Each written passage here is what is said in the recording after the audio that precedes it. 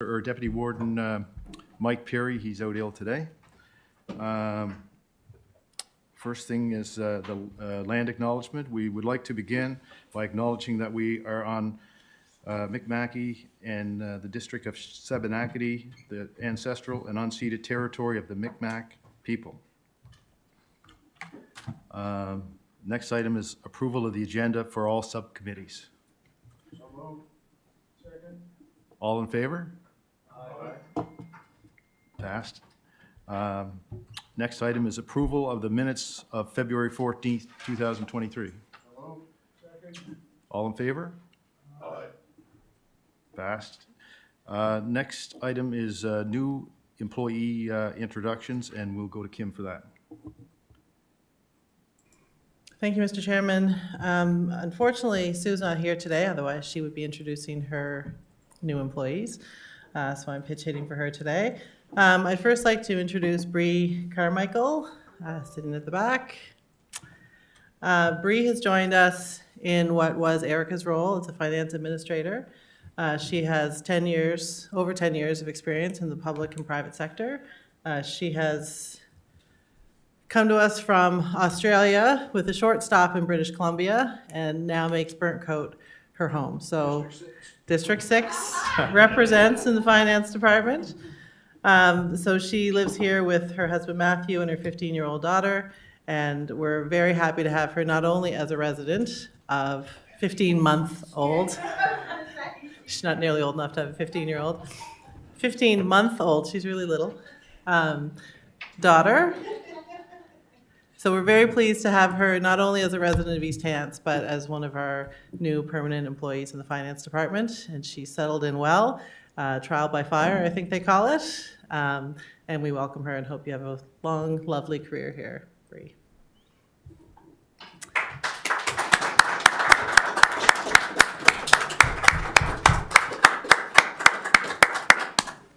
That's because you live in Burnt Coat. The next new addition to the finance department isn't really new. We have somebody who's gone through succession here at East Hants, and it's Jeff McDonald. Jeff has moved from the billing coordinator role that he was in for 2 years into the manager of accounting role. So we're thrilled to have him in that new role. Jeff is working towards his CPA program.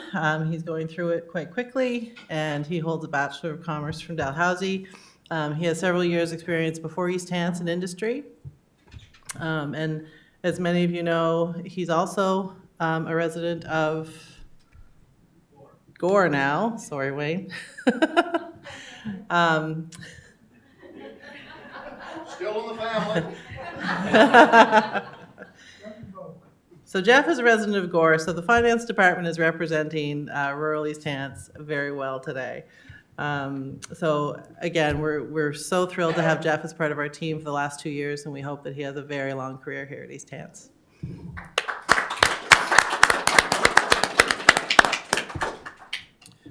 There are no employee recognitions this month. There'll be recognitions next month.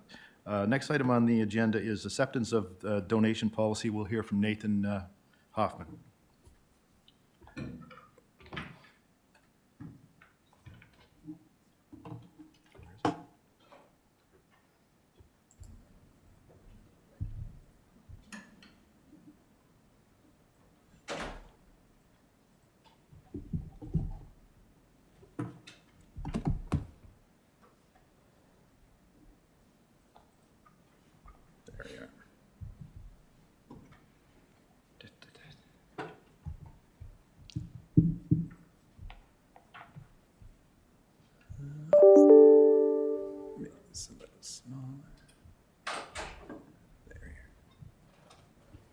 Perfect. All right. Good morning, committee. Today we'll be discussing the acceptance of donations policy. This will be a very short report for you. The acceptance of donations policy came up for review as part of your regular policy review program. First created in 2011, this policy has not been updated since then. The main purpose of this policy is to sort of manage the municipalities, how it accepts donations, when it will issue tax receipts, who it will accept donations on behalf of. For this review, there are some meetings with the finance department. Only really housekeeping changes were identified as part of this updates. Language clarification, matching the policy to our new branding template, as well as adding the definition for credit cards just to sort of cover current municipal practices. Staff are proposing one primary content change as part of this update to section 6.1 of the policy. This proposed update would raise the minimum donation eligible for a tax receipt from the municipality from $20 to $25. This is just due to the low number of donations for the smaller amount and the impact on staff for issuing these tax receipts. If committee has any other recommendations to change for this policy, we'd be more than happy to hear them. And there is a draft motion for your consideration today. Be happy to field any questions. Okay.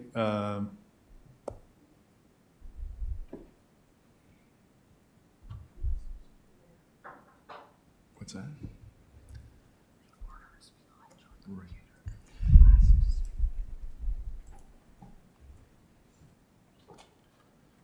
Okay, we'll go to Councillor Rhino first.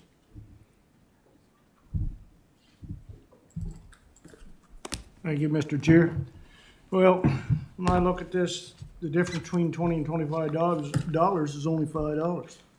Usually, when you're inundated with the smaller amounts, then you would say, okay, it was too much, let's go up to 25. You know, some people in this day and age, that's all they can give. A $20 bill is probably a little bit easier to come by than if they're paying by cash than a 20 and a 5. I see, you know, they're giving out receipts. Every resident or whoever should have the ability to gain something back through income tax through that. And I am not in favor of changing from 20 to 25. Leave it at the 20, and so be it. Thank you.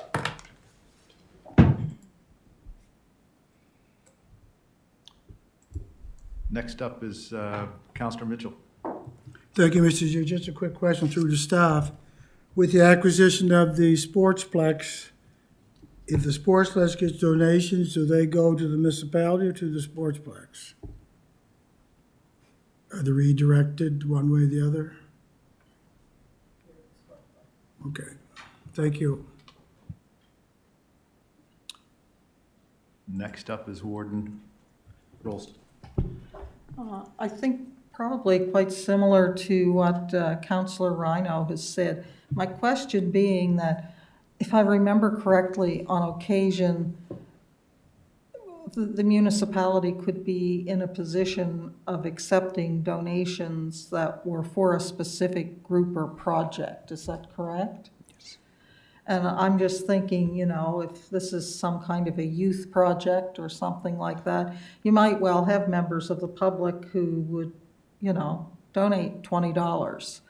I wouldn't want to discourage that, and perhaps not getting a tax receipt wouldn't discourage it, but similar to Councillor Rhino, unless the amount of these donations became problematic, I prefer to see it left at $20.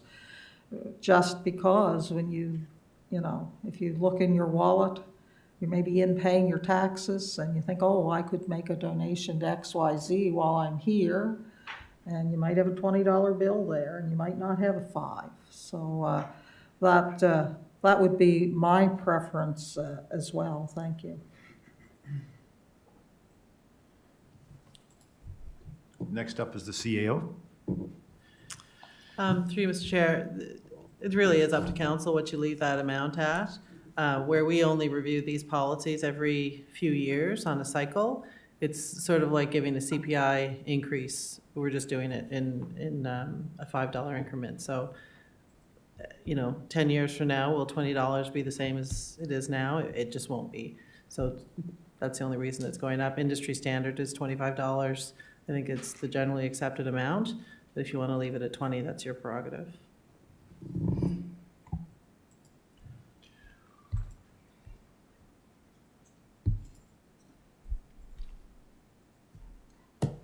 Councillor Rhino's up again. Thank you.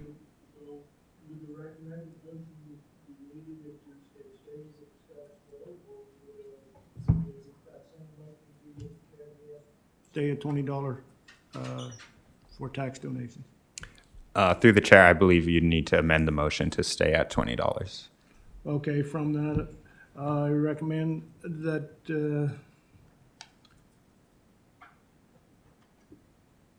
excuse me here. Corbin Residential, oh, no, excuse me. I move that I move that the council, give, notice of intent to improve the acceptance of the donation policy with the caveat that the tax, credit receipt remain at a $20 donation. So, Do we have a seconder? We'll go to the vote.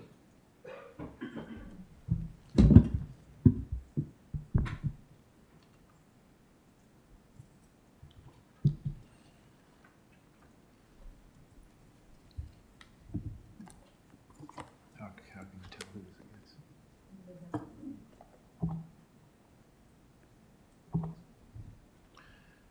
And the motion is unanimous.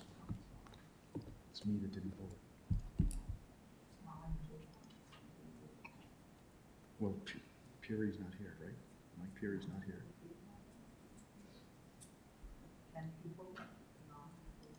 I didn't vote. Okay. Well, how can you tell who didn't? How can you tell who didn't vote? Okay. Okay, the vote is passed, one against, Councillor McPhee.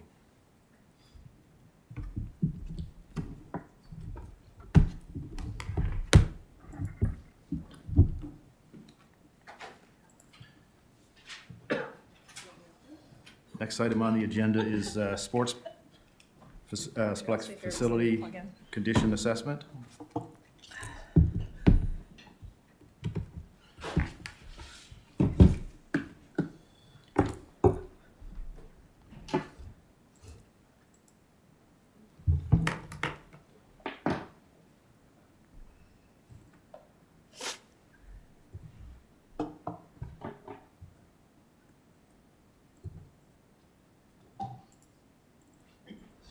No, it's frozen. There we go. Wonderful. So through the chair, the purpose of the staff report and presentation here this morning is to provide a summary of the Sportsplex facility condition assessment. And then also we just wanted to take the opportunity to use the Sportsplex report as a tangible introduction to condition assessments. So in July of 2021, you'll recall that additional funding was added to capital budget 2112 to fund a condition assessment of the Sportsplex and any immediate capital work that would be required from those findings.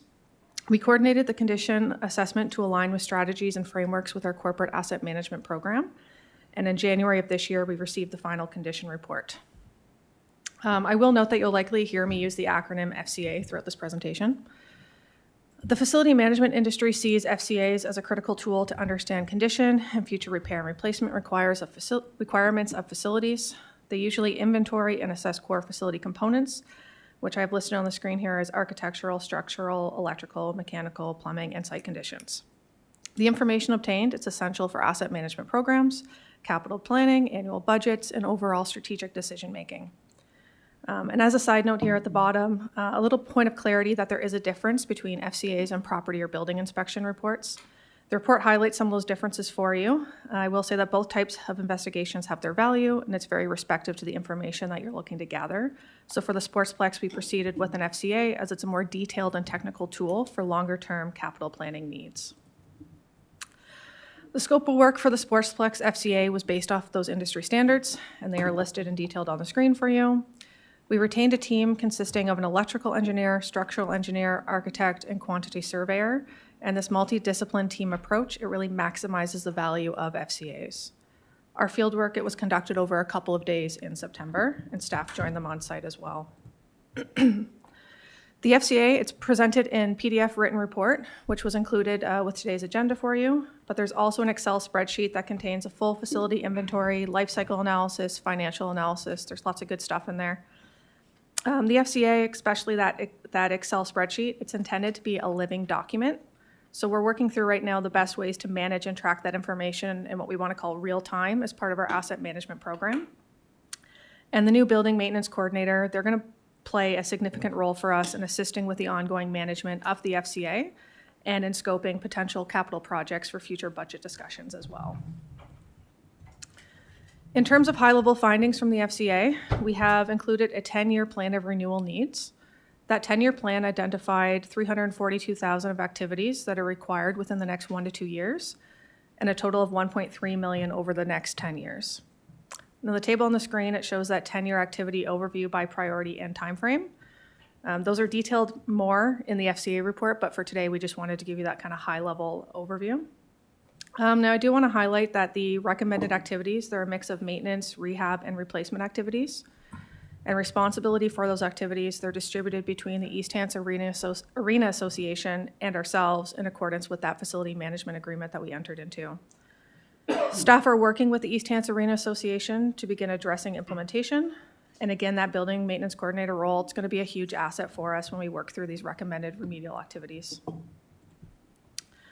I'm not going to focus too long on this slide, but I did just want to point out that the FCA also provides longer-term outlook replacements. So this one, we've got a 30-year outlook for asset replacement needs. As a municipality is responsible for capital projects, this is a useful tool for us to see what years we're going to see spikes and then plan accordingly.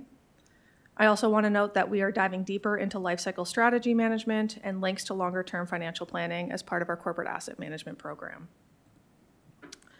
So as I noted a couple slides back, the FCA identified 342,000 of high priority projects, again distributed between the Arena Association and ourselves per the facility management agreement. We do have 191,000 remaining in the approved capital budget, so that should be sufficient to cover high priority items for 23-24. And staff are going to continue reviewing the FCA findings and bringing forward proposed capital budgets through our regular budget process. We are also going to be reviewing the Sportsplex area rate as part of the 24-25 budget. And we just wanted to remind everyone that any surplus revenue generated from the Sportsplex operations is put into reserve. So staff reviewed the high priority projects, and we identified 2 kind of key priority capital projects. And grant proposals were submitted to the province as part of rink revitalization funding. And these projects are going to be completed regardless of grant funding approvals, as we do have, as I noted, sufficient funds in the capital budget to complete high priority capital items. What we wanted to do this morning was just take the opportunity to walk you through how we use the FCA to scope those priority projects, and really just to give you an idea of how staff are using these types of tools to identify key priorities that we have. So the PDF report, it provides a written overview of the core elements of the building. The example on the screen is for structural observations, and it shows that the concrete piers and base plates for the tower have urgent conditions requiring attention. And then the components that we note in the PDF report are then further inventoried and detailed in the Excel spreadsheet, which I'm going to kind of get into a little bit more in the next couple of slides. But what you can see on the screen right now is really just a snapshot of some of the many columns that we have in the Excel spreadsheet. So the PDF report, it includes a complete photo inventory of the facility. And actually, as a bonus, our consultant even provided a virtual 3D walkthrough for us. So kind of think Google Street View inside of a building or a real estate walkthrough. We have one of those for the full Sportsplex. It is pretty neat. I have referred back to it a couple times when working on this file. But more importantly, what we do have is visuals for all the recommended activities for the next 10 years. So this is going to be useful for us as part of project scoping from behind the desk before we go to site, as well as it gives us kind of that point in time monitoring long term. So this slide, it shows the tower's concrete piers and the base plates and kind of gives us that visual to the conditions that are noted in the written text. So jumping into the Excel side of things, facility components, they're categorized using an industry standard asset classification system known as Uniformat 2. And this brings us a level of standardization and alignment with other industry tools like RS mean costings. And components are given a condition rating based on a rating system that we've aligned with the conditions used in the Canadian Infrastructure Report Card. And you can see in the example on the screen that the concrete piers are in poor condition and that the base plates are in very poor condition. So using classifications like uniformat and standards for condition ratings, it really brings this level of consistency to how we are categorizing our assets. It's what I like to call speaking a common language. So when a coworker is describing an asset as good or poor, I understand what it is that they're meaning. So we're actively working through these types of data management strategies as part of our larger asset management program. So every recommended activity also has a written description, and these are included in both the PDF report and the Excel.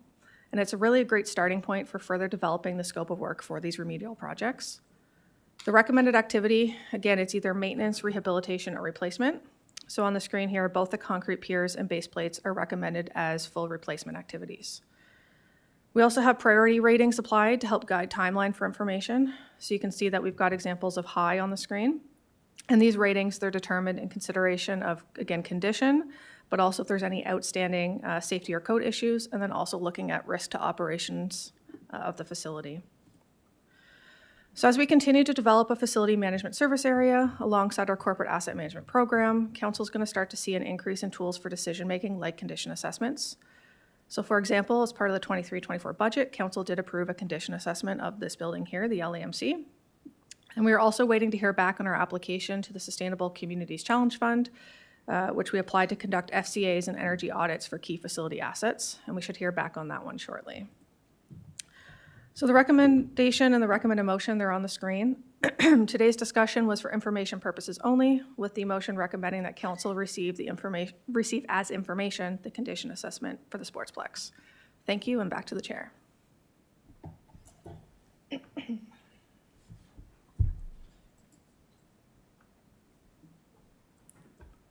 I on?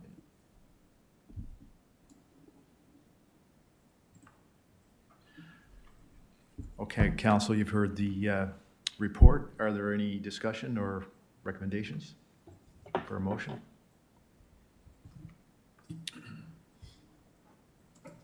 Councilor Mitchell. Thank you, Mr. Chair. My question through you to staff, would staff be willing to do the presentation to the full board on April 30th, next board meeting? Chair, absolutely. This is something that we have shared with the Sportsplex Board and General Manager, so we have supplied them with not just the actual PDF, but also the master inventory list. I know it was discussed at executive briefly with the board, but yeah, it will be coming forward to the entire Board of Directors for further discussion, just to outline specifics, because there are maintenance pieces as well as capital projects included in that inventory. Thank you. Based on that, I'll move the recommended motion.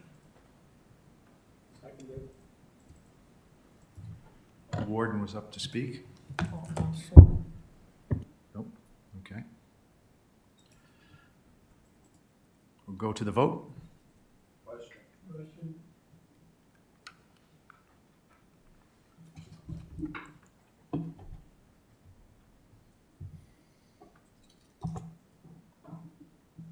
The vote is unanimous. It passed.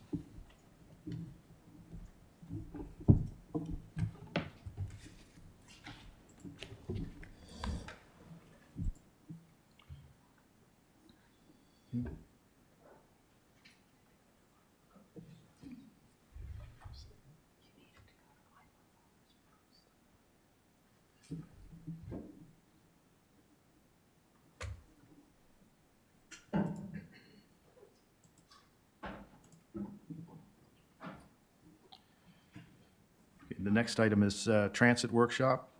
Graham Scott. There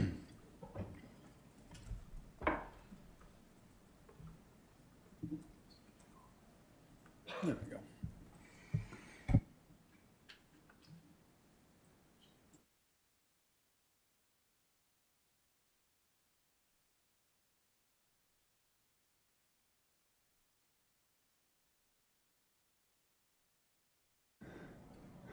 There we go.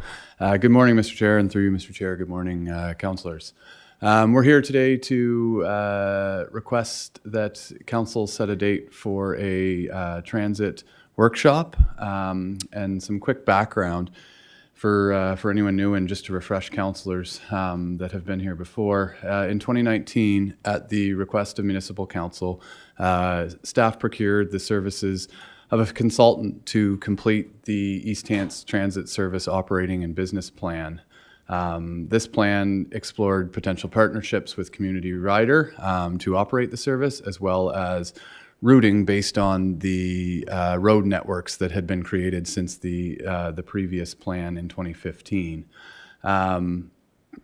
Excuse me. So the plan itself developed a detailed service delivery and financial model for council's review, and it also explored the servicing contract and responsibilities for how a partnership with Community Rider would work. And as well, it provided an overall implementation plan to pilot transit as a service in East Hants. So as part of the most recent business plans and budgets, Economic and Business Development proposed a project to develop council's vision for the potential, and the potential plan for a transit service in East Hants. And we outlined 5 steps in that business plan to council. The first one being a council workshop on transit as a service in East Hants. The second, an update to the business and financial plan for implementing transit. The third being a financial model for council's consideration, followed by some community engagement sessions, and then a build out of a multi-year implementation plan for council's consideration. So for this first step, we are requesting to set a date for a workshop with councillors to review the transit operating business plan, because it has been a while since it's been reviewed.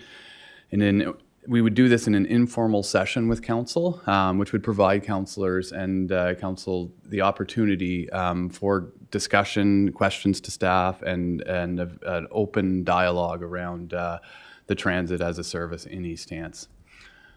So we've reviewed the council calendar and are proposing selecting one of the following dates for workshop. And the dates are there in front of you. So we have April 20th, April 27th, May 11th, and May 18th, all from 7 to 8:30 p.m.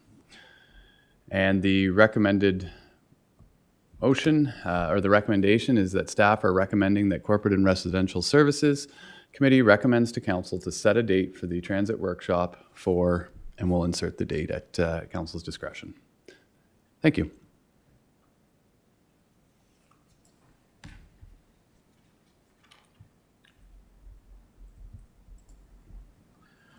Okay, the warden asked to speak.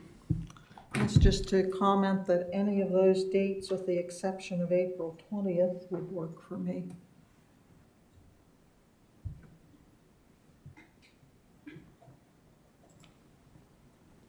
Councillor Mitchell. Any date will work for me. The April dates are a Tuesday and the May dates are a Thursday, according to my checking, so I'm good any date the council chooses.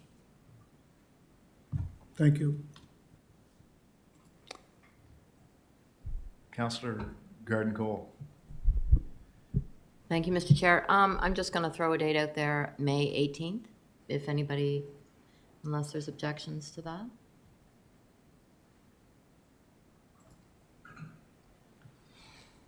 Councillor Rhino.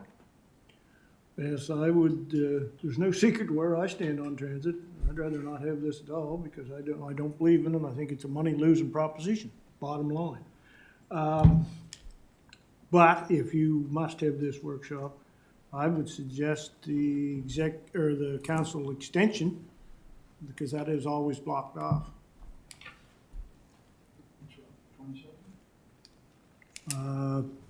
Well, you could either be, it could be the 27th, yes, I thought the 18th was the 27th, council. April.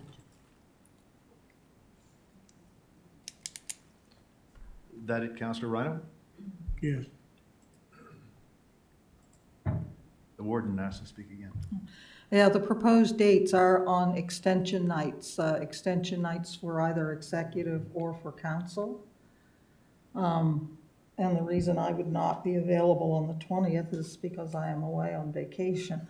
I'm not here. I believe the suggestion by Councillor Garden Cole was the 18th of May, which is the extension of council for that evening. So I would move that the workshop be scheduled for May 18th. We'll go to the vote. Question?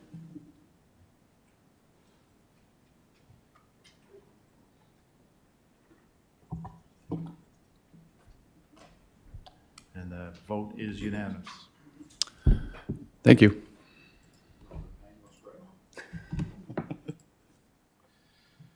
Okay, the next item is a contractual issue. We'll go in camera for that. Move to go in camera. All in favor?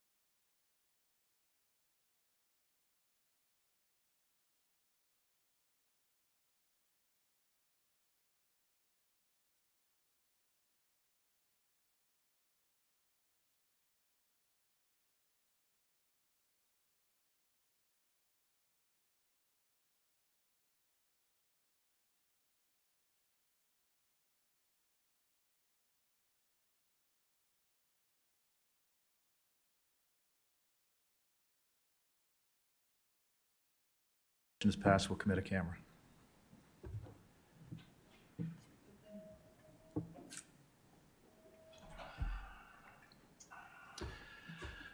Okay, we're back, and we've met in camera concerning a contractual issue, and now we're going to take an adjournment and a break for 10 minutes. We'll be back.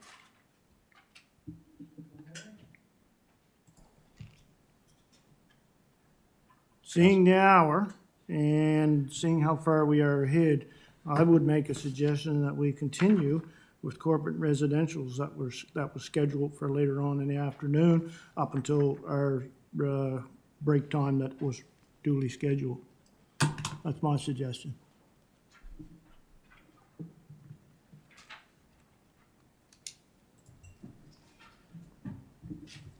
Ward, go ahead.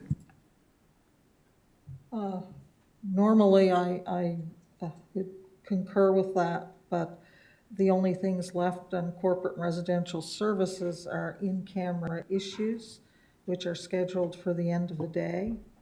So while, completely up to the discretion of the chair, whether we take our break now or whether we have it at the appointed time, I would see it as better to proceed with Parks and Rec and leave the rest of the in-cameras at the end of the day. It just means less jumping in and out, I think, for the watching public if we try and do as much of the public part of the meeting as possible at once. Thank you.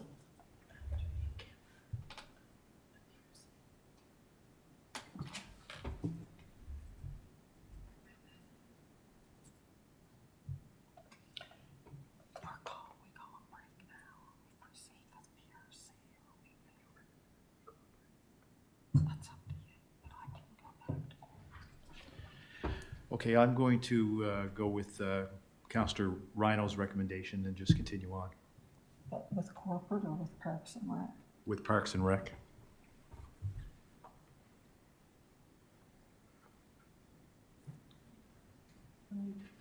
That's what. Was that? Councillor Rhino, was that your recommendation? No, I guess not. My recommendation was to continue on with corporate and residential services, those two items at the end, to Right. fill in the time up until Parks and Rec. Okay, I misunderstood that. We'll take the break now for 10 minutes. CAO. And Just- we're doing our 10-minute break. And then we're going, We'll figure it out. we're going into Park Yeah. and Culture. going to. Yeah, but are we coming back? Are we off? We need a motion to adjourn and go on break. Okay, we need a motion to adjourn. No, All in favor? I, We'll break for 10 minutes. okay.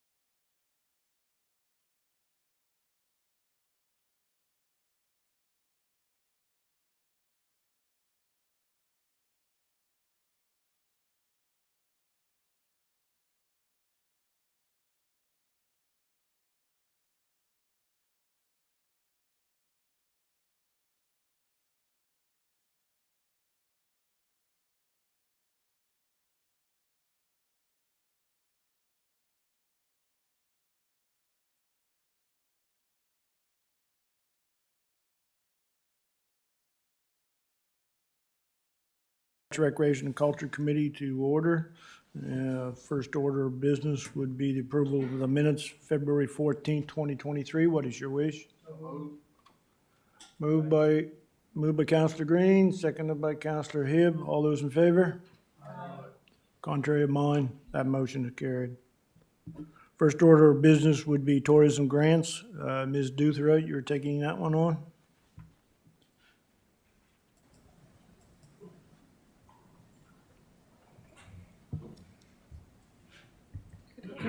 Okay, thank you. Good morning, everybody. This is a staff report that reviews the Hello. We're back. So this is the 2023 Tourism Grant Applications Report. You'll see that there were 4 applicants that came through by the February 28th deadline. The applications were reviewed by Staff Grant Review Committee, and all were found eligible under policy. The approved tourism grant budget for 2023-24 is $40,000, and the total amount requested by the 4 groups was $33,900, so within budget. I will just elaborate a little bit on the background. So the Tourism Grant Program provides single-year financial support to nonprofit community-based organizations whose purpose is to operate a tourism attraction or facility in East Hants. They focus on attracting visitors from local markets, national and international markets. Funding from the program supports tourism projects that enhance community identity, values, and experiences. And the four bullet points there elaborate on the criteria that the Staff Grant Review Committee uses to judge the applications, both on merit and need. So, again, all the applications are reviewed by Staff Grant Review Committee to ensure they align with the tourism grant policy, the East Hants tourism strategy, and the Council's strategic plan. You'll see in the following table in this discussion piece, the 4 applicants, the program and project descriptions that were in their applications, and the requested amounts of funding. We also put in that far right column any pending external funding, just so that you can take that under consideration. The first applicant I'll mention is the Chart Society, so that stands for Culture, Heritage, and Art Society. They're located in Maitland. They're looking for $8,000 to support roadside promotional signs to promote their events that they have at the High Tides Cultural Center in Maitland. Advertising costs, website improvements, event costs, so the cost of putting on their events at their facility. And there is signage for a proposed sundial that will be located at Dawson Dowell Park.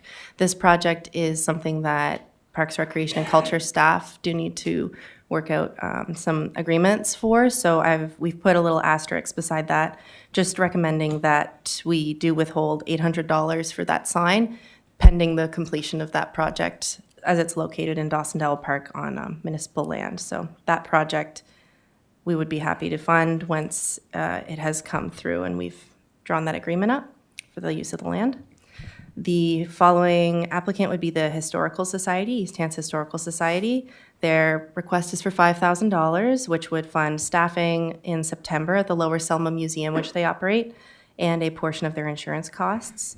I will note that the nonprofit insurance grant next year, next fiscal, would be covering these insurance costs, and staff and PRC are going to work with these groups to make sure that any of the insurance that they're getting grandfathered in for this fiscal year, next year would be ported over to the insurance grant, and we can work with them to find other ways to fund them through tourism grant. So that, again, is the Historical Society for $5,000. The next applicant would be the Maitland District Development Association. This group operates 2 sites. They operate Gallery 215 in Selma, and they also operate Beyond the Wharf Artisans in Dawson Dowell Park in Maitland. So their request is for $17,000, which covers staffing costs for Gallery 215, marketing and promotion of the gallery, as well as Beyond the Wharf Artisans. They want to host some hands-on workshop experiences, improve their online presence, and this group also is a portion of insurance costs. And the final and fourth applicant was the Walton Area Development Association. They, of course, operate the Walton Lighthouse, and they're looking for $3,900 to fund 9 weeks of student staffing at the lighthouse and also a portion of their Nova Scotia webcam fee. So those 4 applicants total $33,900. And I will touch as well on strategic alignment financial considerations.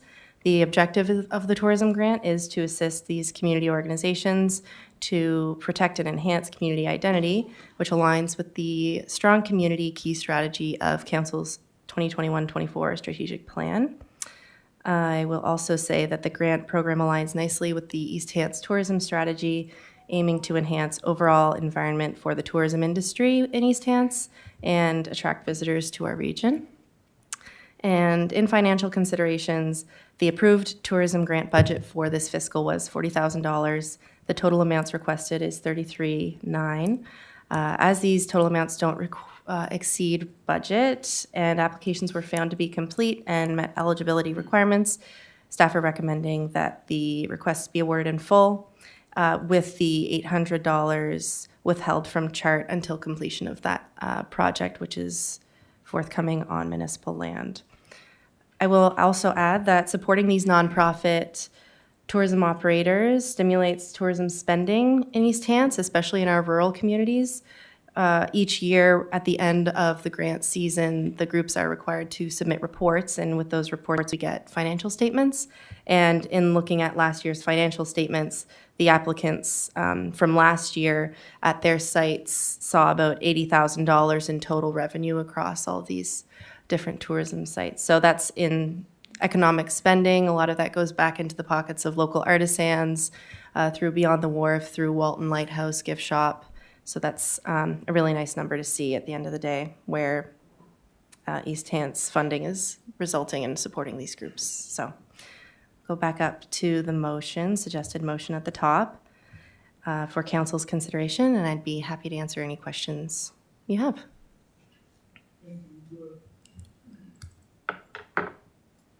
Thank you for that report. I'll now open the floor to comments and questions. Councillor Green? I would move the recommended motion. Moved and seconded. And my other speaker has disappeared from the screen. So anything further? Question has been called. I'll go to the vote. And the vote is in and is passed unanimously. Next order of business would be District Recreation Fund January intake. Ms. Tapper, you'll be taking that one?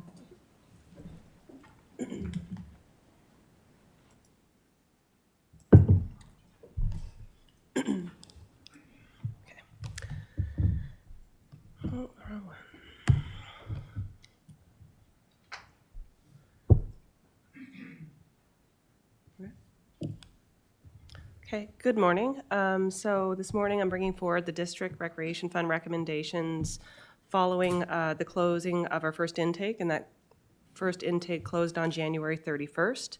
There were 6 grant applications received and requests for a total of $79,651. The applications were reviewed by the Staff Grant Committee and evaluated against council policy. 4 of the applications met the policy criteria and have been included in this report, and then 2 applications are being recommended for deferral to the April deadline to allow more time for project readiness. Council may wish to approve funding from multiple districts where projects benefit facilities and users of facilities that service a larger area of the municipality, and this report notes under each project where other districts have contributed to previous year's projects.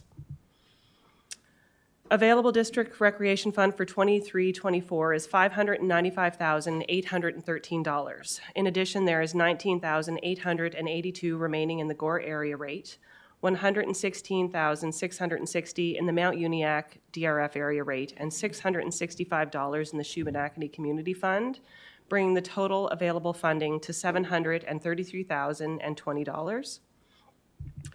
As noted above, the request for the first intake totaled $79,651, and the amount being recommended for approval is $43,003, based on council policy.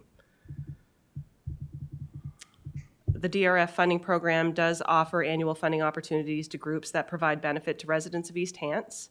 Funding program objectives include supporting community-based organizations to maintain and enhance rec facilities, establish criteria which is equitable and consistently applied, maintain accountability when dispersing public rec funds, and support the vision and strategies of the municipal strategic plans. Organizations are first eligible for 50% of project costs, and if a district fund does not have ample funding to meet this threshold, the organization may then receive up to 50% of the district's available funds. In special circumstances, council may contribute more than 50% of the total project cost or more than 50% of the funds not yet committed if the DRF fund if the applicant is the only organization maintaining a facility in the district, there is evidence of significant community support, the project directly advances municipal plans, or at the direction of council.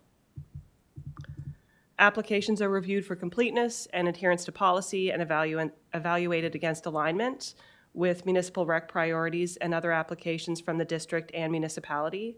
And staff evaluate the DRF fund applications and make allocations based on policy. And council may wish to consider combining district funds to help accommodate the funding requests or adjust the allocation amount for the particular project. The table on screen does provide the amounts of the 2023 district rec allocations. In the first column, we have the carryover from the 2022-2023 fiscal year. The second column indicates the 2023-2024 allocation, and then the final column does give the total available funding for the 2023-2024 year. And as you can see at the bottom, it does show the $733,020 total amount for 2023-2024 available. So in the summary at the beginning, we did indicate that there were 6 applications. We are recommending 4 for this intake, with the 2 other applications being deferred to the April deadline. For the East Gore Community Club roofing project, the group themselves actually wished to push forward to the April 30th deadline so that they could be more project ready. They did require some more documentation. The Lions Memorial Park Society, their project is the second year of a washroom project that was started last year. Last year, the project included some groundwork, whereas this year, it's more the build of the washroom that includes both electrical and water hookup. They did provide 1 quote, but we are waiting for 2. Typically, we get 3 as per policy. And because both water and electrical are required, they do have to get a building permit for this, and we're waiting on that as well. And that's why we're recommending that they are put into the April 30th intake. So the project descriptions, first one is District 3, Milford 9 Mile River. Funding available for this district is $21,543. It is the 9 Mile River Community Hall solar project where they are retrofitting with solar panels. They've requested $3,598 and their application is complete. There was a previous motion of council in December 2022 where it was approved to give them the 2022-23, what was remaining in the pot for that district, as well as advance funding from this year. So their application for funding has dramatically reduced because they have secured substantial provincial funding for the project. So they are only requesting $3,598, and that is what we are recommending as per that particular motion. District 6, Walton, Knoll, Kennecook, funding available in that district is $17,876. It's the Rainbow Community Club, and their project is roof replacement.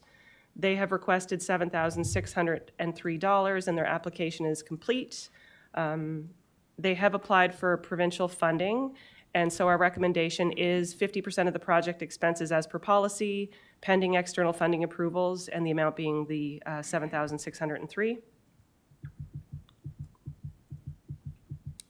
District 10, Enfield Grand Lake, funding available is $45,204. This is the Enfield, Elmsdale, and District Lions Club. They are proposing outdoor pickleball courts, a total of 4 courts on site. They are requesting $50,000 in district recreation funds, and their application is complete. The items below show project cost, the land donation of $20,000 being an in-kind donation from the Lions Group for use of the land. The recommendation from DRF is 50% of the district allocation as per policy, and that's $22,602, and this is pending external funding approvals. They have applied to multiple other funding streams, Provincial Mental Health Foundation, as well as a CUA Community Investment Grant. So we are proposing that whatever recommendation they receive, it's pending the external funding approvals. They've not yet received approval of those applications, and this does leave them with a shortfall of $27,398 from their $50,000 request. District 1 has contributed to this district for past projects as well. Final project is District 11, Rod and Gore. The funding available is $69,663, and it's the Gore District Volunteer Fire Department, and their project is a furnace replacement for their community space. The DRF funds requested is $9,200, and their application is complete. The total project cost is listed there as $18,400, and we are recommending 50% of the expenses as per policy. Note that this group is also eligible for the Rod and Gore funds, and there's $7,656 available.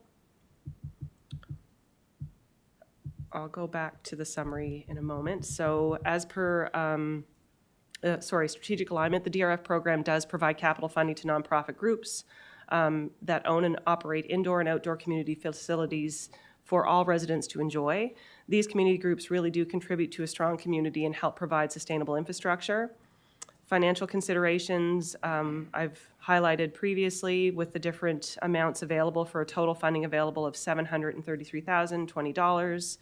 And the intake request totaled for the 6 applications, I might add, is $79,651, and we're recommending $43,003 based on policy. Council may wish to approve funding from other multiple districts where projects benefit facilities and users that service a larger area of the municipality. And just to summarize, that table there shows the various projects, the applicant district, the amount they've requested in the first column, second column showing the amount of district funds available, and then the third column indicates the recommended funding amounts. So if there's any questions or comments, we can proceed with that. Thank you for that report. I now open the floor for comment and question with regard to that report. And first up, Warden Rolston. Thank you, Mr. Chair.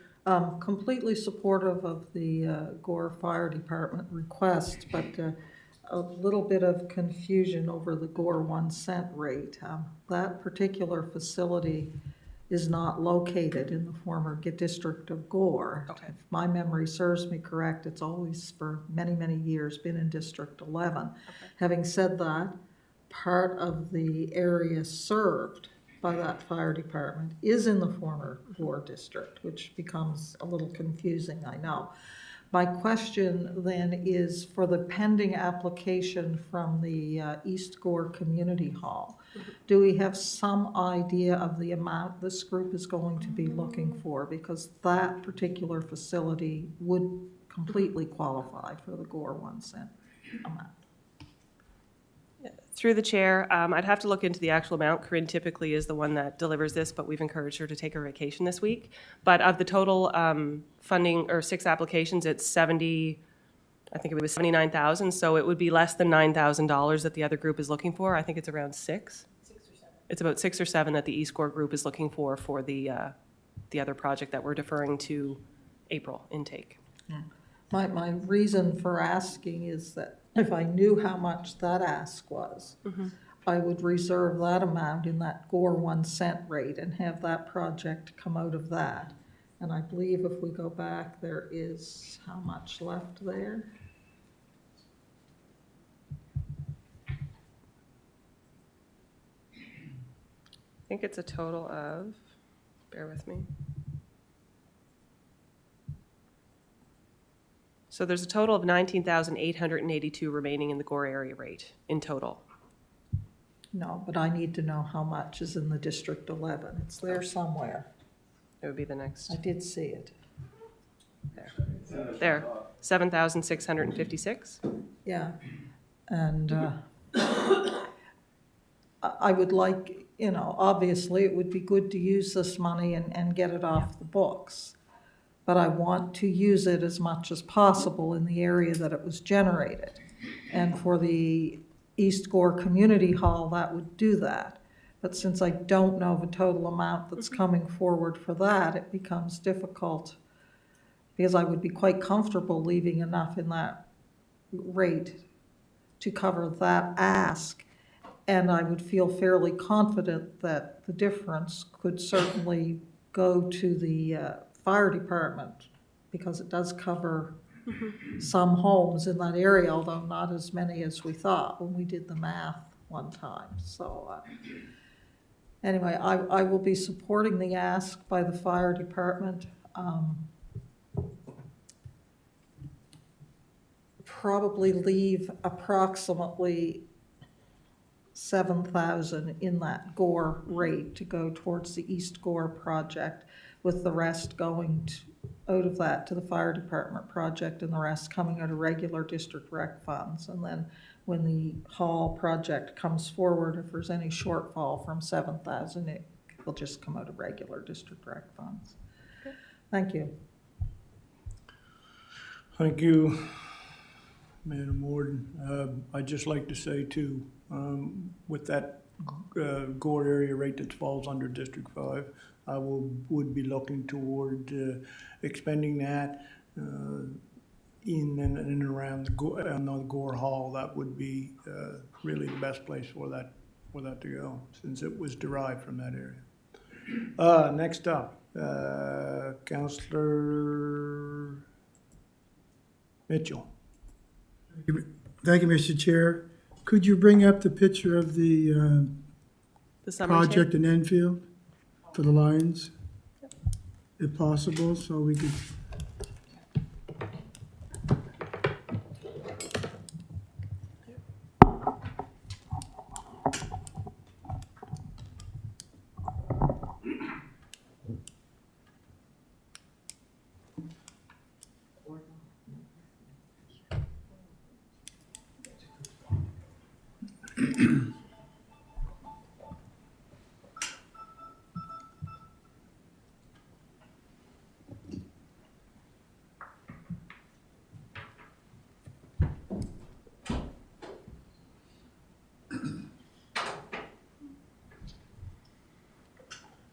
Any restrictions on that project going forward? Through the chair, for that project to go forward, it's all pending the other funding sources as well, as they've applied to multiple funding streams, Provincial Mental Health Foundation and another community fund. Okay. Okay, based on that information that you just gave me, and I know that I've had a lot of requests from residents of District 2 about pickleball, I'll donate or give $7,398 towards that project, which will leave a balance of $20,000, which is going to be covered by my colleagues. And that's pending the project going forward, as you've stated. Thank you. Is that all, So- Councillor? Thank you. That's all, Mr. Chair. So through the chair, I should clarify the shortfall being the $27,398. So you wanted to contribute so you didn't want to go necessarily for the 22,602 recommendation? Okay. Sorry, Repeat. we'll carry on and just clarify at the end. Carrie, please. Okay. Tom. I hope you have a pen and paper handy. Next up is Councillor Sandra Garden-Cole. Thank you, Mr. Chair. Through you, I am going to contribute $10,000 to that project.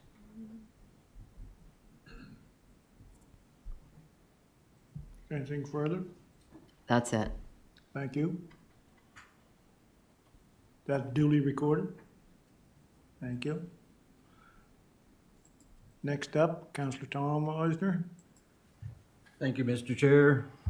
So I'll give up the 50% of the call of it, which is 22,602, plus an extra 10. Finish the project.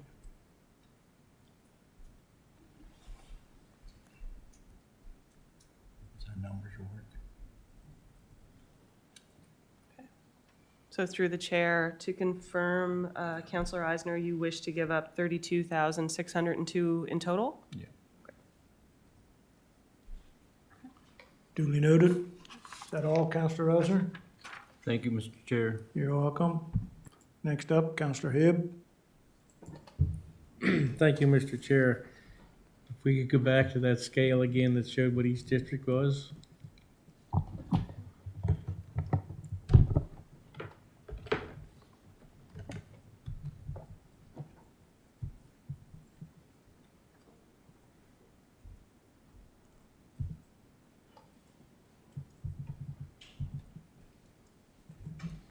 Thank you. I believe it was noted there was $19,000 in the Gore District slush funds there. So that would include the Nima River and the Maitland McPhee and the Rawdon combined, everything combined? Okay. So, just to clarify in my mind, if Councillor Warden or the warden would say, what part was you wanted to give so much of your district part to the community hall and the rest go to the fire department, or was you talking about the whole 19? Okay, okay. Okay, y'all allow you to answer, please. Go ahead, Warden. At the time that the districts changed and that rate came off, the funds that have been collected in there were, as you see, divided between the three areas. So yeah, my plan would be to allocate 656 to the Gore District Fire Department from what's in my district, reserving the 7,000 for the East Gore Community Hall in April to use up that amount. And then any overfall in April when that application comes forward from the East Gore Hall, I'd be quite comfortable with that coming out of the regular district rec funds. I just, because the Gore Fire Hall was not physically located in the district where that area rate was collected, but it does serve a number of homes that are in the area. I'm just trying to maintain as much fairness as I can, if that makes any sense to you. Yeah, no, it makes total sense. I just want to clarify in my head that that's what was going to take place. So, yeah, fine, thank you. Now, the history on that was back when Councilor Grant represented Kennecott Gore, he instilled a 1%, or 1 cent area rate for future recreation activities. So that's how that came about. Is that all, Councilor Hibb? Yes. Anybody further wanted to speak or weigh in on these, on the report? What is your wish then, Executive Committee? Councilor Green.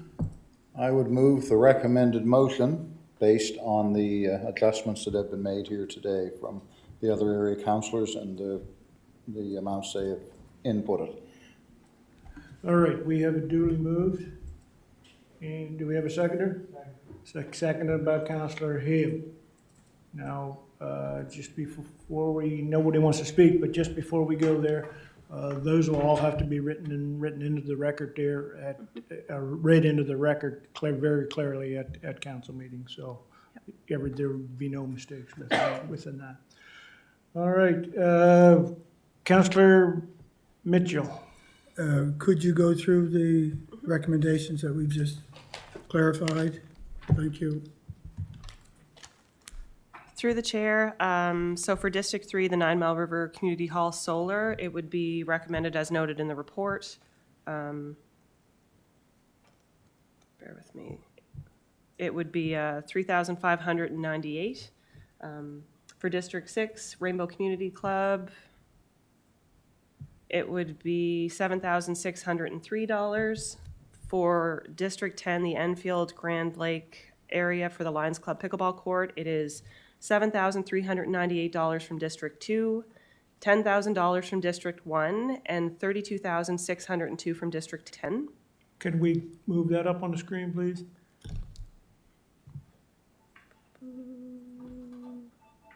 Thank you. So that would total the $50,000 requested by the group. And then for District 11, and we will probably circulate these via writing just to ensure that we have it correct. So I have from the Gore area rate leave the as much for the other project in April, and have anything remaining from that, which we have tentatively stated as 656. Yeah, I just wonder if the warden wants to clarify on that. I'm gonna let her speak on that. Okay. Yeah, I was gonna just say 656 of that from the Gore area rate and the rest from regular district rec funds. Perfect. Does that make it clear? Yep, absolutely. The remaining 8,544 from regular district rec funds. And then I believe we also had indicated from District 5, the Maitland Gore area rate, $1,200? No? No. Okay. No, well, I don't know where you got that one. No, I said in the, going forward. going forward, If okay. come from that Gore, project there, then. I Okay, would consider perfect. that, not for So this one. revises then $656 from the Gore area rate and the remainder coming from the district rec funds in 11. Okay. That's all, Mr. Chair. Thank you. Thank you, staff. Counselor Tingy, you pulled yourself off? Okay, very good. Okay, seeing no one else left to speak, what is your wish? Question has been called. We'll go to the vote.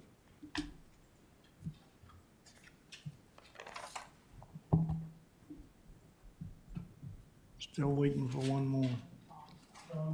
Who? He excused himself? Okay.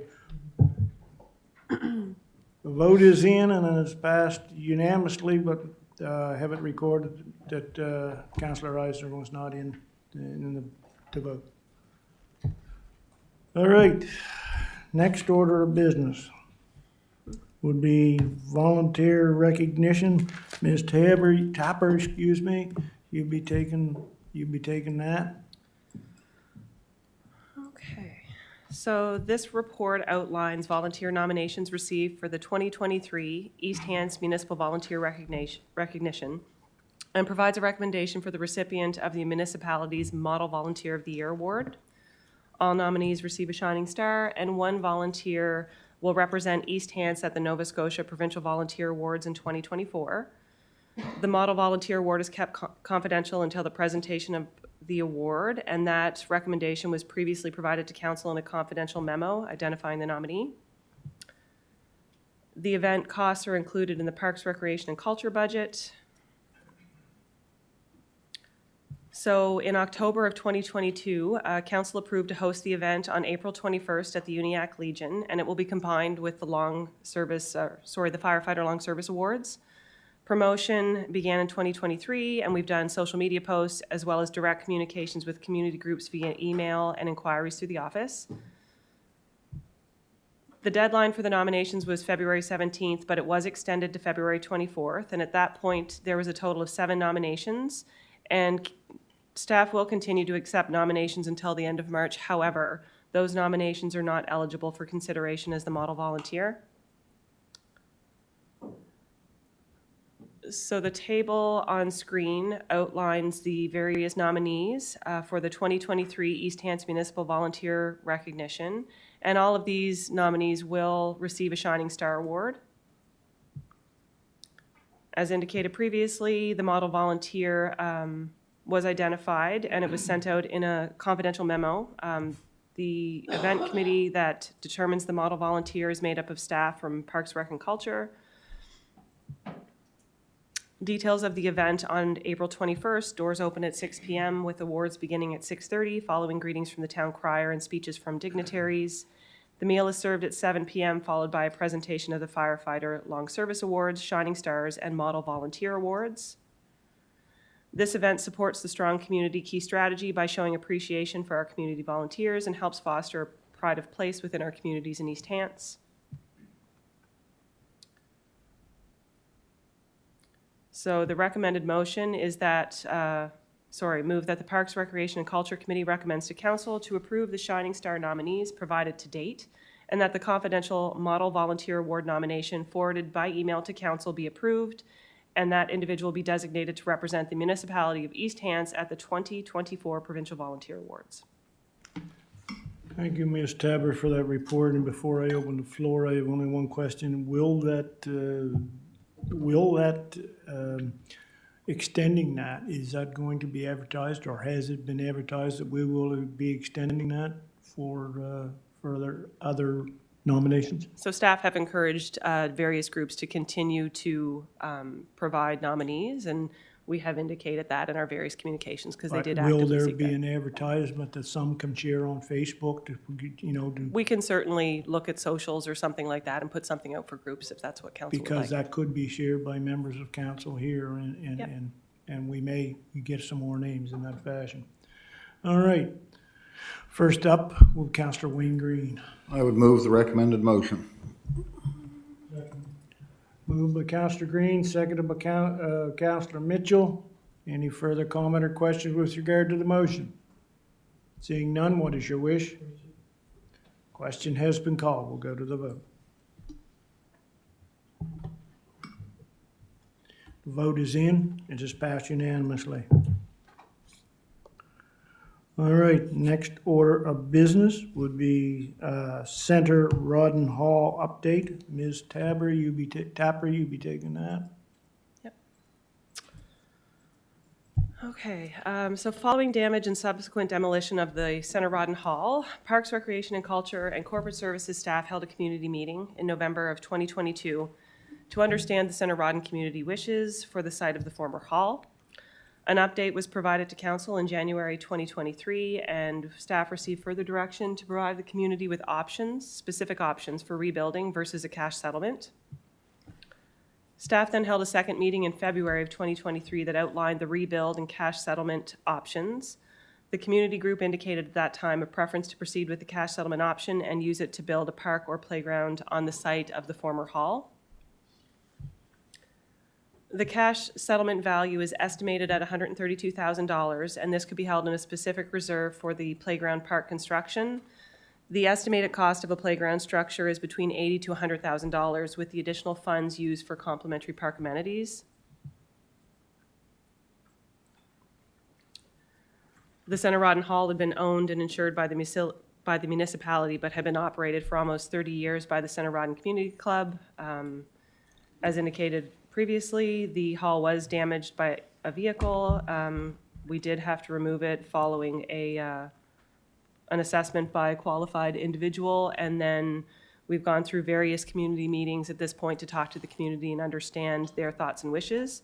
Following our second meeting, the community group decided to meet and encourage other community members to attend, and that was held on February 21st. And this is where they did discuss the options that were presented in the February 8th meeting. And the group determined that they didn't have the capacity to fund or oversee a rebuild and potentially provide the future maintenance costs, and they did prefer a playground or park of some sort on site. Specifically getting into the various options, staff did provide them with 3 options. So the first one being the rebuild or replacement of the hall.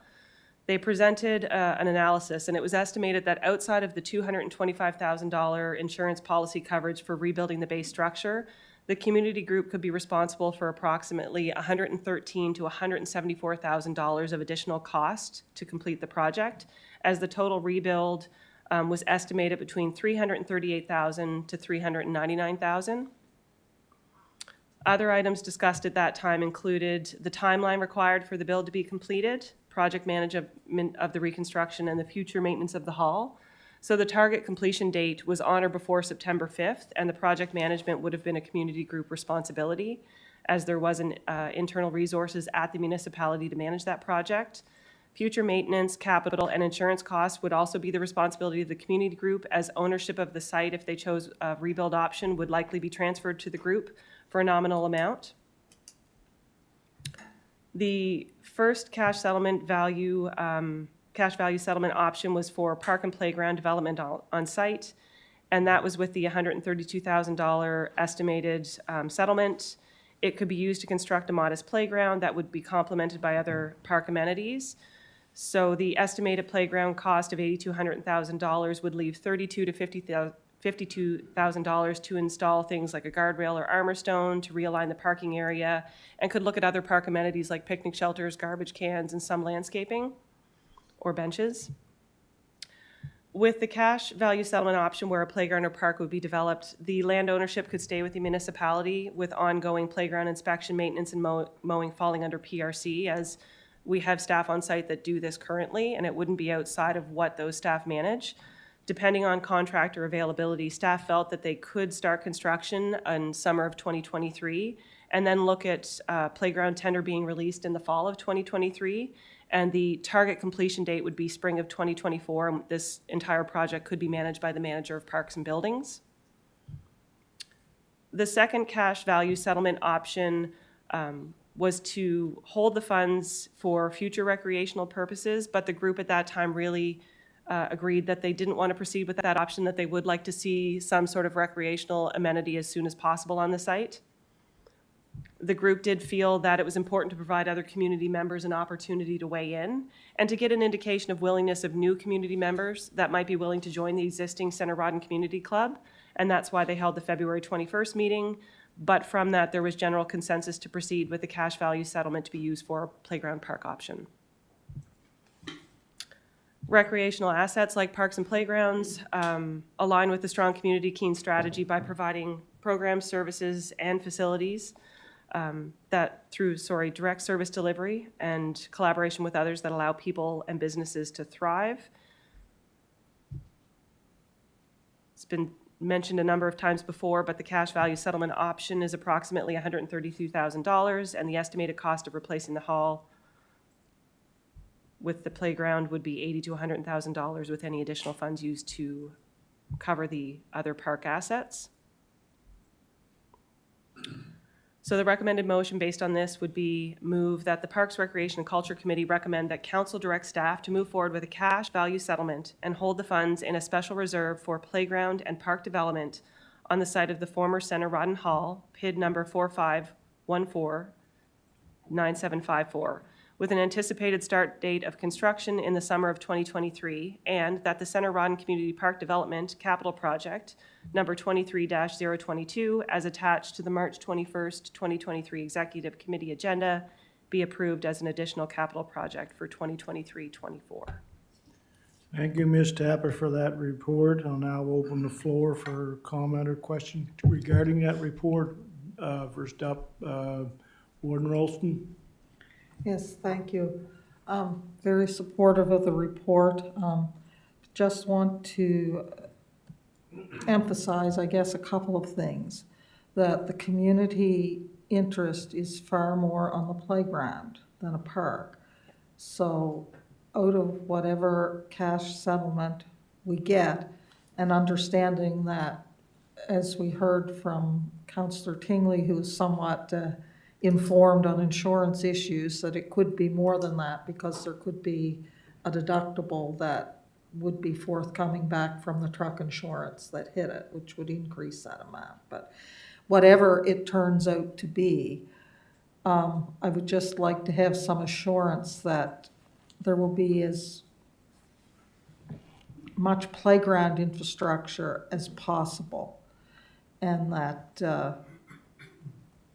park amenities, benches and that are nice and certainly appreciated, but the main emphasis is on the playground. The community didn't really discuss just having a park, they discussed having a playground. So I guess I just want to make sure that that's clearly in the plan as we go forward. Thank you. Ms. Tapper. Yeah, through the chair, definitely, we heard that from the community, and the playground component is a priority. So yeah, we are moving forward with the priority piece being the playground. Okay. Having heard that, I'm prepared to move that Parks, Recreation, and Culture Committee recommend that council direct staff to move forward with a cash value settlement and hold the funds in a special reserve for playground and park development on the site of the former Center Rawdon Hall, PID 4514974 with anticipated start date of construction in the summer of 2023, and that the Center Rodden Community Park Development Capital Project number 23-022 is attached to the March 21st, 2023 Executive Committee agenda be approved as an additional capital project for 2023-2024. Been moved by the warden, seconded by Councillor Mitchell. Anybody would like to speak to the ward that motion? Question. Nobody wants to speak. When question has been called, we'll go to the vote.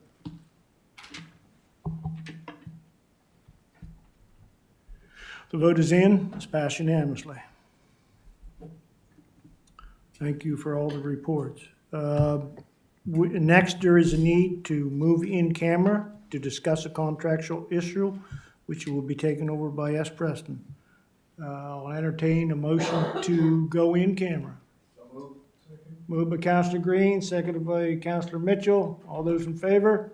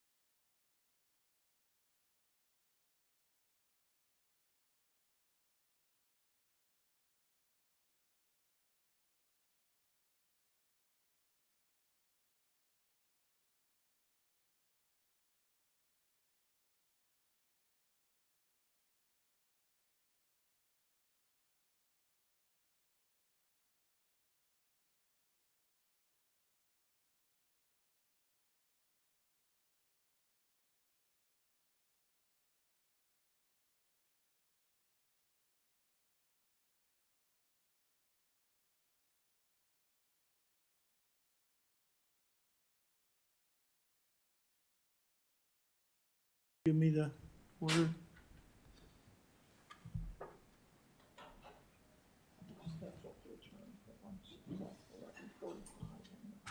Well, what are you gonna do? Right now? Well, I can put it out there to them, because there's only 15 minutes. Who? Okay. I'll call this back to order again. I'd just like to report, we were in camera to discuss a contractual issue. All right, we are at the adjournment for Parks, Recreation, and Culture. It's been a suggestion that in the time remaining, we could go to Infrastructure Operations Committee. Jesse has a report within that. That's one item. And then at 11:45, I do believe that there is a committee convening at that time. So what is your wish? You're good with that? All right. So now I'll entertain a motion to move ourselves from Parks, Recreation, Culture and move into Infrastructure and Operations. Moved by Councillor Mitchell. Seconded by Councillor Musa. All those in favor? Contrary of mind, motion's carried. Thank you very much.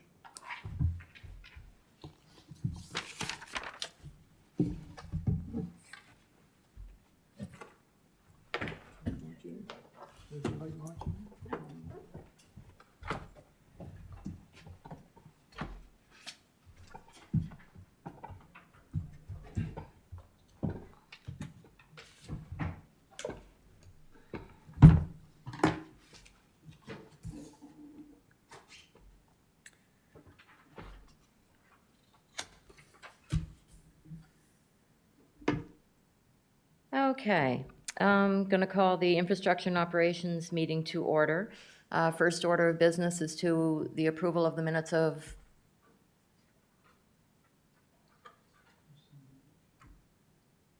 December 13th, 2022.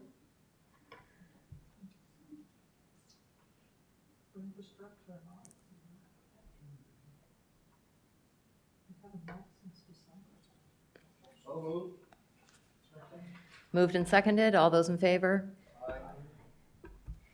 Okay, our first, our only item is Highway 214 Active Transportation Project update with Jesse. Go ahead. Perfect.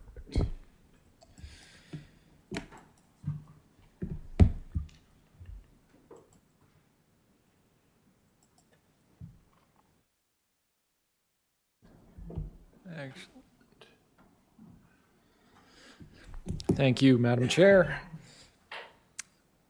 So the Highway 214 AT project is something that's been going on for the better part of 4 years. And we're about to hit a major milestone with potential tenders. So looking for this to be an update to validate our current plan going forward on the project. As a reminder, the project consists of 4 sections of new infrastructure, mainly focused along Highway 214, as per a funding agreement established across all levels of government. So I'm going to scroll down just for the visuals. So those sections being along Highway 2 leading up to the corner of Highway 214, there is an existing gap. An opportunity arrived to close that gap upon the demolition of a house on the corner that had been the barrier to making that connection. There hadn't been enough room until the province purchased the property and tore that down. This would connect a major route to the 214. Another section, Section 2, which will be a discussion point, is along 214, essentially the cemetery section along the 214, and there's a gas station and restaurant along that section leading up to Brook Court. The major sections, both scope and cost-wise, are Section 3 and 4. Section 3 is along, really, it's really right near the overpass. including a small section in between the gap there.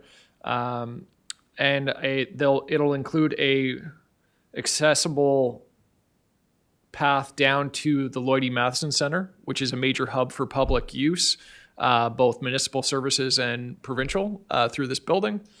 And then connects to Park Road. That's section 3. And section 4 is from essentially the Superstore intersection with Park Road, all the way to the end of where near Carmy's Daycare and a lift station is. So it extends the length of where a foreseeable serviceable boundary area is, approximately.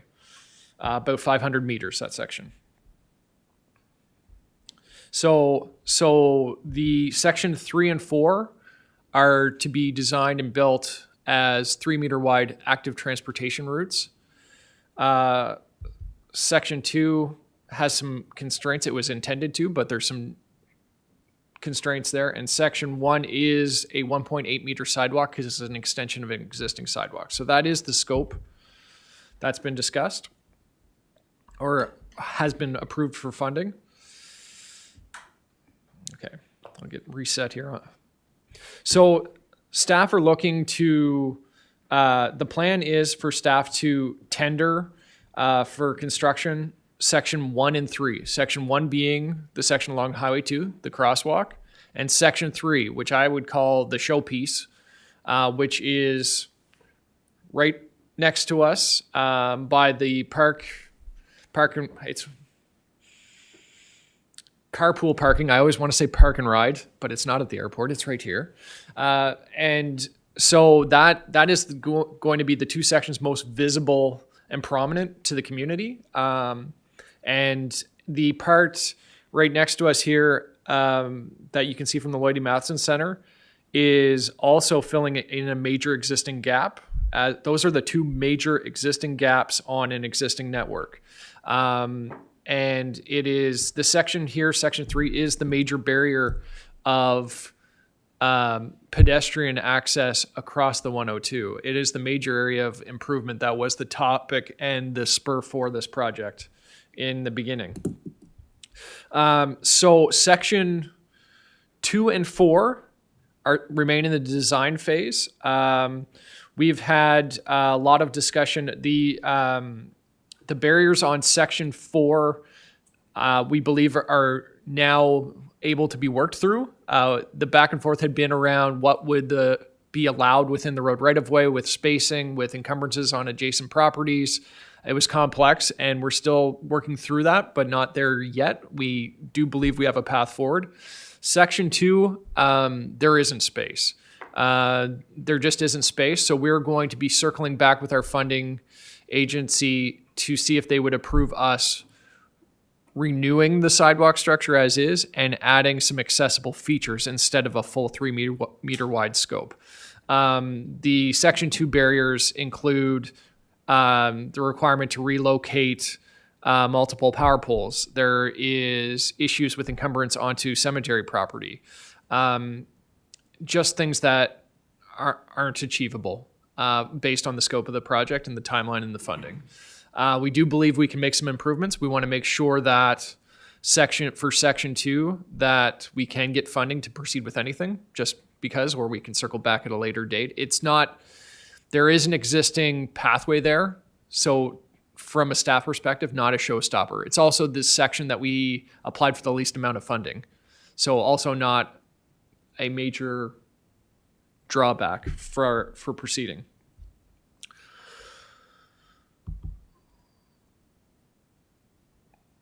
So from a financial impact, staff aren't anticipating any financial impact for the project going ahead with section 1 and 3 currently.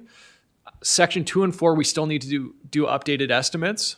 So there is potential for us coming back and having this discussion again. Right now, we believe the budget looks good, but where we haven't fully completed design and funding approval pieces through the province, it may come back, and wanted to flag that early in the process for executive committee and councillor awareness. That said, is for getting shovels in the ground, that's why staff is planning to split the project in two, tender as soon as possible the first two sections, get the project rolling, and then go out with the rest, just so that we have momentum and progress is made and those funding dollars are received and we get and see as much benefit as possible through this. So there is no recommended motion. There is alternatives. So due to complexity of section 2 and 4, it could be the will of council to abandon sections of the project, which would mean not receiving a full amount of funding that we've already applied for, and also which would be detrimental for section 4 in particular, from Sobeys up to the lift station or Carmies area, northbound, is a local improvement charge that we've already committed to. So council's intent has always been to proceed with that full active transportation routing. And so it is very fun. That's why we're not recommending a motion. We're not recommending a change in plan. It is an option. If we went down that option of changing scope, we would have to relook at the local improvement bylaw. We'd have to relook at that connectivity plan. It's an option, just not recommended by staff. But it's important based on the scope and magnitude and the public visibility for councilors to be aware of the status of each section of this project before we proceed. And so that's the sum of the report, and open up to questions.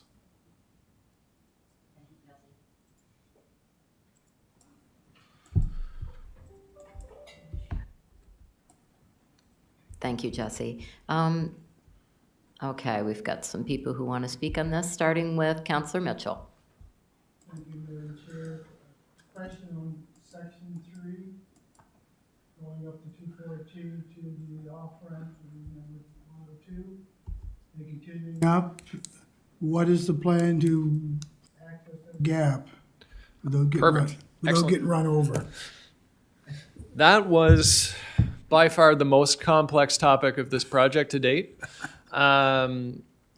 Things were discussed in multiple meetings and design concepts. We had talked tunnels of bypassing the area, cost prohibitive. We talked about traffic lights and the approvals and requirements, and it's complex. One of the spacing challenges with that area is that it's also an oversized vehicle loading area, so it needs height requirements for oversized transport trucks to go up the ramps and down as a provincial plan. And so what can be done and what will be done is we're going to narrow the gap and bring it in. So right now, if you're going, I'll slow down it's quick in my head, so I'll try to slow down my explanation of it. So if we were coming from Park Road towards that overpass, as you drive now, it turns early and there's a big gap and you can really pick up your speed. And it naturally encourages people to speed on Highway 214 before you even get to the overpass because it's a straight shot. What this project will do will be narrowing the gap and bringing that turn, and there'll be some signage of the new change. So you will have to slow your speed. The gap will be reduced. It'll still allow for truck turns, but that overall gap between the crossing area will significantly change as part of this project. We're pushing out that bump out, if you will, right at that crossing right there on this side. Also on the other side, right now there is essentially you come off what is the overpass crossing structure and it just drops to asphalt and you go to the end. It's not ideal. We don't have a lot of space to work with, but it is going to be elevated.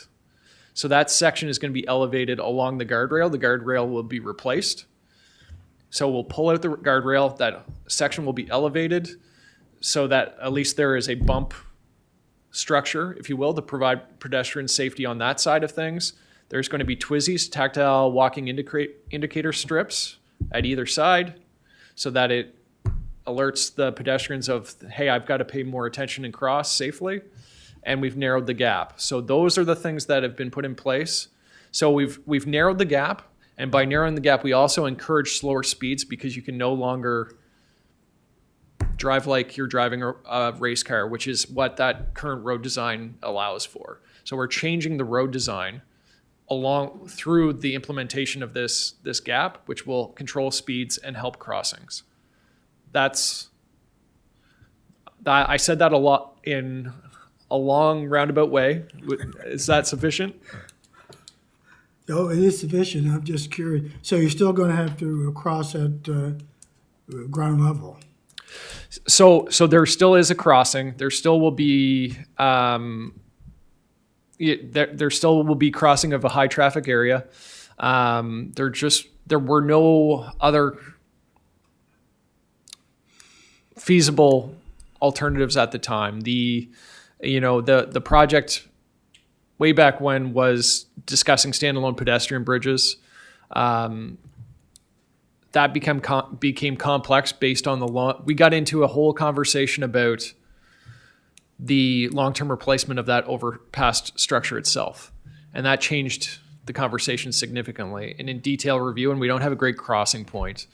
And that project itself to do that is pushing in the more of the $3.5 million to $4 million range of a standalone structure. We had early anticipated it being around 1.2 to 1.5.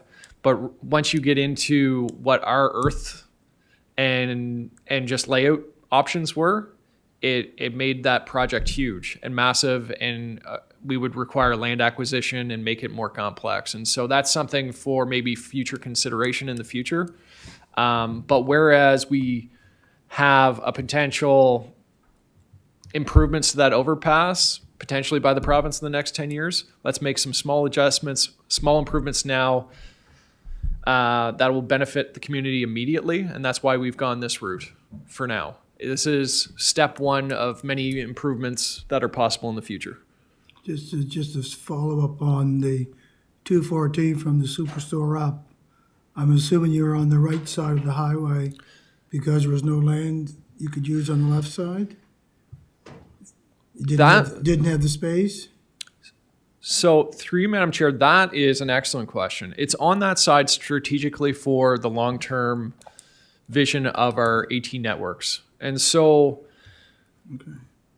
right now is, as development's coming in, what we already anticipate as staff is we've known there's major development happening that will include residential on the river side of that area.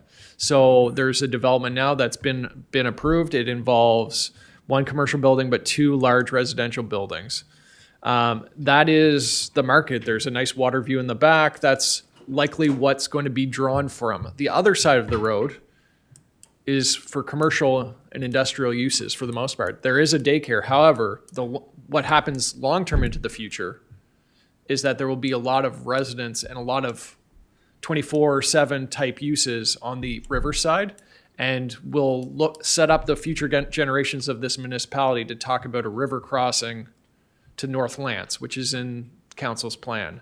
And so no different than we're talking about a river crossing of the 9 Mile River on the south side of the 102, which is projected to happen in the near future through a development agreement.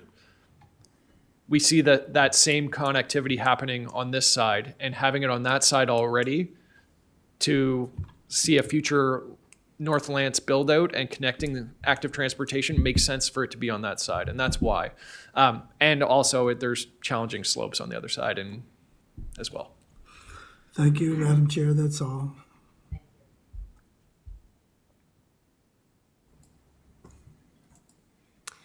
So just before we continue, we were scheduled to adjourn at 11:45. Just wondering if you want to continue with this or if you want to pick it up after lunch.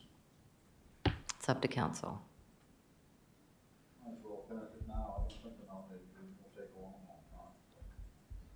Okay, we'll proceed. So next to speak is Councillor McPhee. Thank you, Chair. This My big question was on getting across that ramp. I wondered about that. And I thought a bridge, I said that's gonna cost $3 or $4 million. So, and when you narrow it in, will you be able to put a crosswalk, a painted crosswalk across that ramp? Still in discussion. So officially, it's not a crosswalk across the overpass. It's similar to what's in front of the Home Hardware in Enfield. It's a accessible location, so we still have to work out that detail. If we can, we will. It's not, that's not a cost thing. That's an approval through the province thing. Yes. So we would just do it if we could. Right. So that detail's still being worked out. And I'm hoping the province is considering putting a roundabout in there sometime. So is that being considered? Not that that's gonna, well, it would change this project quite a bit when it came about, but. Through you, Madam Chair. So a roundabout on, and we're talking about the overpass intersection closest to the Lloyd E. Matheson Center on this side. Yep, so when I come down southbound, Yep. I can turn left. Absolutely. And so the Highway 102 southbound exit ramp into that area is the most challenging left turn that we have in the municipality from a traffic count stance. It fails all the traffic count measures in today's world already and into the future. There was a joint study completed with between the province and the municipality 2015. I'm going to throw out 2015. Approximately, but we joint sponsored it. It was completed by CBCL and it showcased two improvement scenarios. One that involved widening in additional lanes and one involving traffic circles. The traffic circle roundabout is the right long-term option. And there's a layout that can fit in there. That would be outside of a 10-year window. So let's get the benefit now. And so that was the discussion of why we've chosen the route we have. But do know where that would be in the future if it went that route. We have a concept. Right. Okay, thanks. Yeah.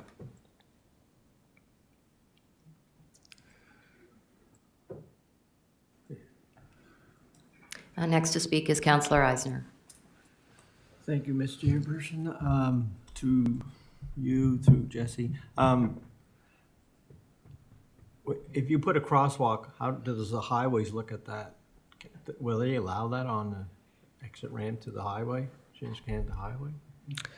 I mean, how can you do that? How can you put two lines there? And that's through discussion with the province. So Right, through Madam Chair, and it may not, it's just a safe crossing. And so if you step back on what is a safe crossing, or a pedestrian can cross anywhere if there's no cars. It's not jaywalking. Jaywalking is when you run out and there's not a defined crossing place and you run out in front of traffic and impede traffic. So you can walk up to any crossing, look both ways, and if there's nothing there, cross. And so that's what we're going to look to establish. If you have a defined crossing walk and marked, then cars need to give way to pedestrians. Now, we have to work through that detail with the province still. So that's still in the works and still to be decided. So it may not, and if so, we'll have to have potentially some signage as to what is the protocol there to improve safety and help people navigate that location. So it's all pending what the highways will say. Yep. Thank you.